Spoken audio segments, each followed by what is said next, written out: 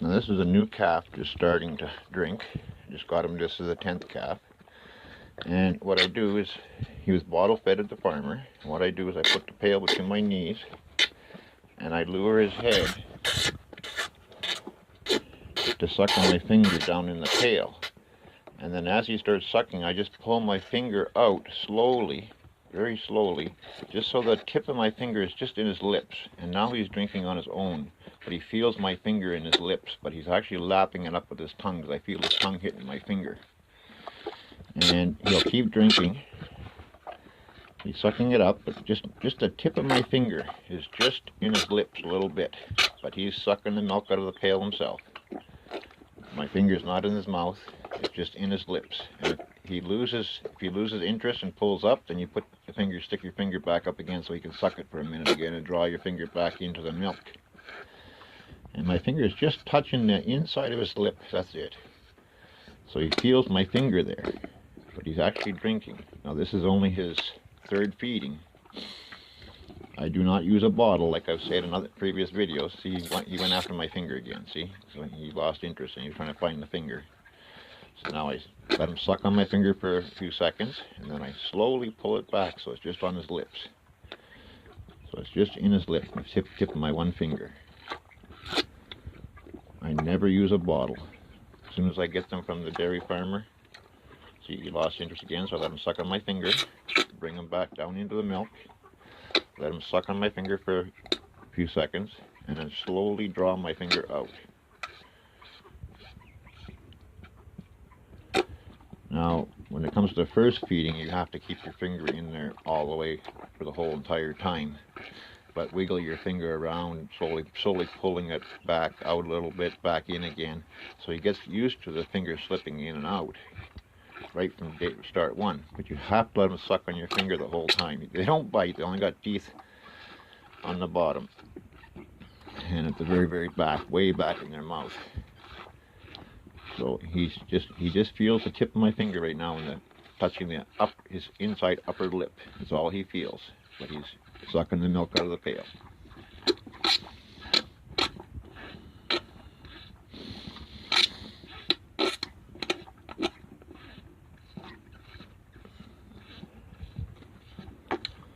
And then as he gets used to it, I can drop the pail down to the floor. But I sit on a 5-gallon pail, and I have the pail between my legs. It's got little hooks on the side there, like handles. And just sits between my legs. It's very simple. Hang on, I gotta just pardon me guys, but I have to grab this pail before it slips. Now I've got the one hand here. I'm just pushing it down too hard, the pail. It's slipping off my leg. So he's just in there sucking. He's got my finger now, because he lost interest. Now I just slip my finger back out into his lips, and he's just drinking on his own. This is the 10th calf, and this is his third feeding. Last night he wouldn't drink too much at all, but in this bucket here was 6 liters, and he's already down,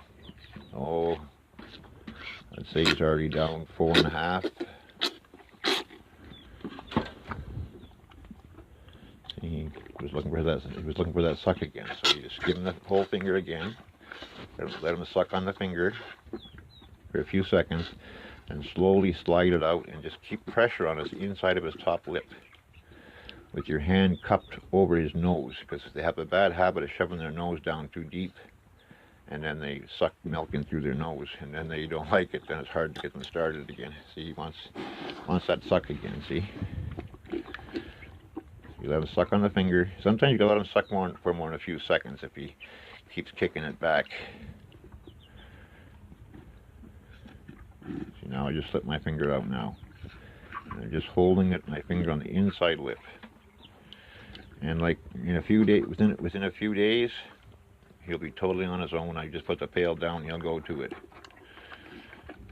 Some calves will be right on it after 1 or 2 feedings. Other calves, sometimes it might take 4 or 5 days. But it sure saves you a lot standing there friggin' every single day for 3 months trying to get them to, or feeding them with a bottle every day. And there's a little bit of grain in the bottom of the pail of corn, and if I can get him, when it gets close to the bottom, I'll start flipping my finger up to stir up the corn so he gets some of the corn, so he gets a taste of that corn. And once they get the taste of that corn, and they start eating on their own completely, they'll more than gladly gobble up that corn at the bottom of the pot. Like, mind you, they'll only eat maybe a cup or so once they get going on their own. So he wants a finger to suck on. So let him suck on my finger, bring him back down into the milk. Get your finger down in the milk as fast as you can. He'll follow it.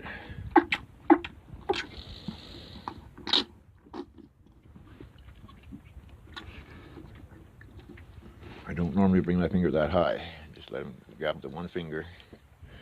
He might be getting full here too, so let him suck on my finger for a minute.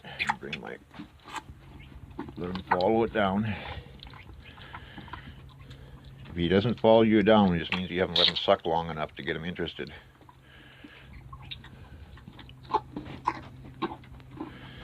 And like, you can be done doing this with after 2 or 3 feeding on most calves. Some will take up to a week, but I've had calves do it right on their own after the first feeding.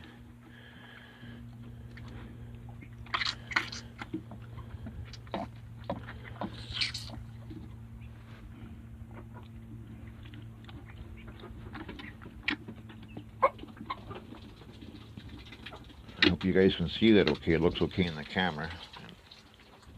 And of course he's standing there pooping, and he's got a little bit of diarrhea, so I put a little bit of medicine in with him so he doesn't get dehydrated, because he is a little bit runny. So I put a little bit of medicine in there for him. Not as much as I gave the 9th calf. I gave him penicillin, the 9th calf I gave him penicillin this morning again, and I gave him a whole package of medicine for diarrhea, and I gave him another sour pill this morning, and you know that he drank 6 liters of milk this morning, non-stop. When I came down to the barn, he couldn't even stand up. He tried to stand up, but he just didn't have the strength to get his back end up. And he drank about 3 liters laying on the floor. And then he took about a 5-minute break, and then he stood up. And he got up. He was a little bit wobbly, but he got up, and he finished the other 3 liters off in one shot with no more stops. And right now he's standing up. He's right there. He's standing up. He still doesn't look too healthy, but he's getting better. And at least now it's the most milk he's drank since I got him in one feeding. Today is, what is today? Wednesday today. I think September the 7th, I believe it is. Don't quote me on that, but I haven't looked at the date. Look at, he's pretty near finished 6 liters of milk here.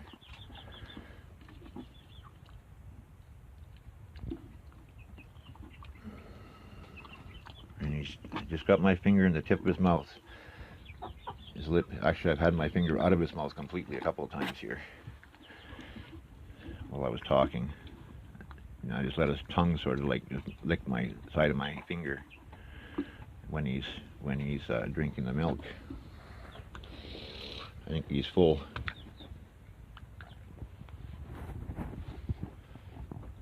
Hope you can see that there, because I can't see the screen here. I wish I had the money to buy a proper camera that I could put on a tripod or a mount on my head, but I can't. It takes everything I have and my disability money just to raise these guys for people in need, families in need, and the homeless. And I do sell one if I get in a pinch. I will sell one if I need to get in a real pinch for cash. I will send one to the abattoir and sell it, but that's just to buy feed to keep going. It just depends on how I can go up. Wintertime is very hard because my fuel oil bill for heating in the house is astronomical, especially in the month of January. It's like $1,000 just in fuel oil.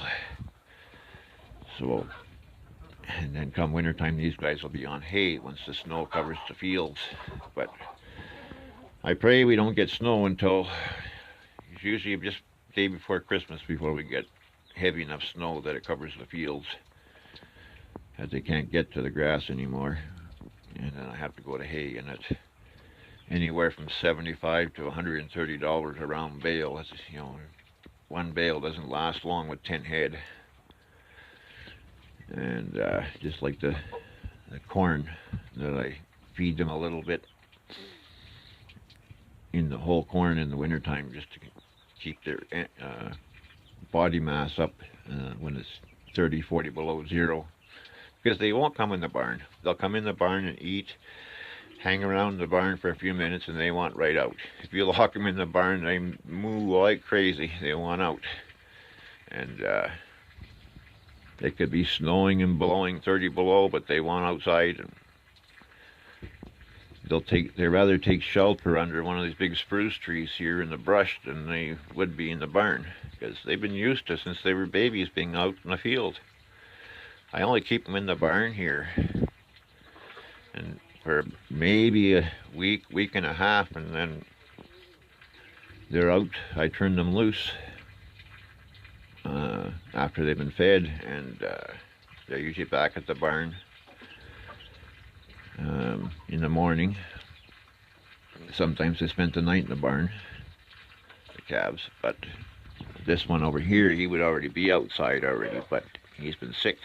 He's never been a good eater from day one, because he's really small. Like, he's one of the smallest calves. Like, he was like as small as the two twins I got, actually smaller. And he was slow to go right from day one. I think this guy's done for. He's just about done. There's not much in there, see?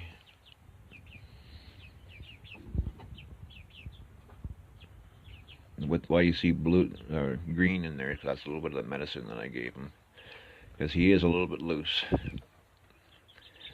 And one thing with calves is you got to hit, if they start going down, you got to hit them hard. And I mean hard, because it doesn't take them long to expire if you don't hit them hard right away, because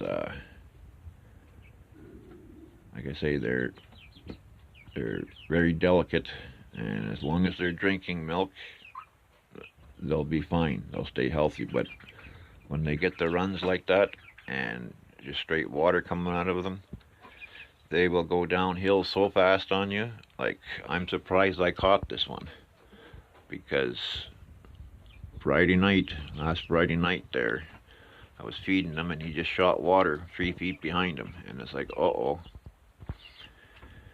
And before that, he was a little bit loose like this guy, but not bad. And it was probably, who knows how long he was like that. You know, it was 12 hours, 13 hours between feedings. And he was already downhill. This guy was already downhill enough that he didn't want to get up the next morning. He wasn't too bad that night yet, but he wasn't drinking much, very, very little. So I nailed him with sour pills. 1 sour pill at each feeding, before the feeding, a couple hours before the feeding, so they'd settle his belly down. And shot of penicillin under the skin and the neck with an 18 gauge needle. I use the, I can't think of the name of it, but it's pink, and it's a long-lasting penicillin, you only have to give it once a day, not like the other penicillins that you have to give intermuscular, like in the hip. And I don't like that because it's very risky. It's the same thing as when you give them their shots when they're born. When you first get them, there's 2 shots you got to give them, and the 1 shot, it's only about a cc, and if you give it intermuscular and it's allergic to it, its blood starts pouring out of its nose and it's dead like in a couple of minutes. So same thing with the penicillin. If it's allergic to penicillin, just like humans, it can go down and go into convulsions, and it could be dead in no time. So as long as you give it under the skin,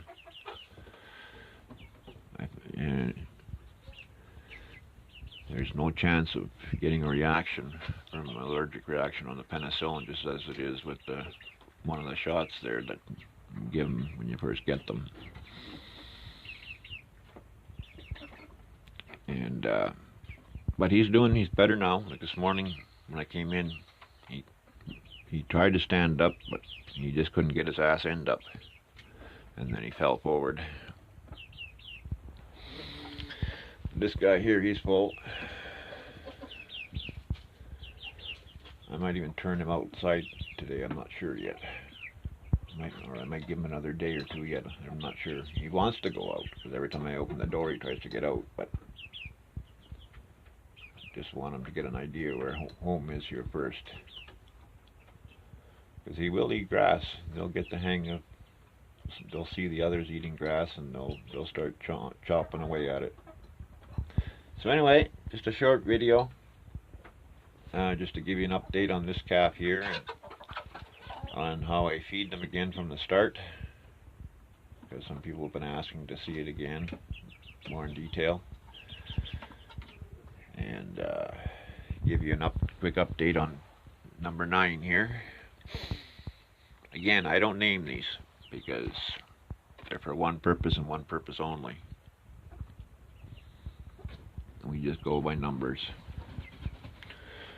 Okay, thanks for watching, and again, if you want to donate to help feed these guys, to provide meat to the families in need and homeless, feel free to do a one-time payment to PayPal, or join my newly Patreon. It's patreon.com/Rompeis, ROMPPAIS.